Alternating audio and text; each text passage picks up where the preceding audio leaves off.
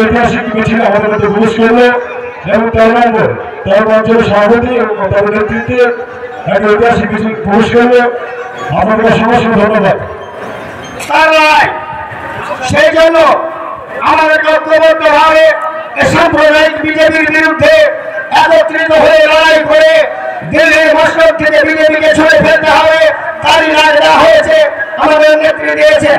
আমি বলতে চাই এখানে যে অশুভ জোট হয়েছে সিপিএম কংগ্রেস, আপনারা জানেন আমরা সবাই কংগ্রেস ছিলাম।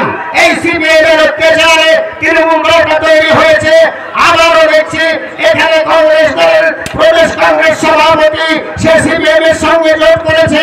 খুন সন্ত্রাস সৃষ্টিকারী রাহাজানি নারী ধর্ষণ লুটেরার দল আবার এখানে আসার চেষ্টা করছে অধীর রঞ্জন চৌধুরীর হাত ধরে। তাই আমি আপনাদের বলবো এই অশুভ জোটকে আপনি হতে দিবেন না। সিপিএম কংগ্রেসের এই জোটকে ভোট দেওয়া মানে বিজেপিকে যোগান দেওয়া। তাই বলবো তৃণমূল কংগ্রেসের প্রার্থী আবু তাহের খানকে আগামী 7 তারিখ সকাল সকাল 1 নম্বর বুটান টিপে ভোট দিয়ে বিপুল ভোটে জয়যুক্ত করবেন। এই কথা বলে আমি আমার সংক্ষিপ্ত বক্তব্য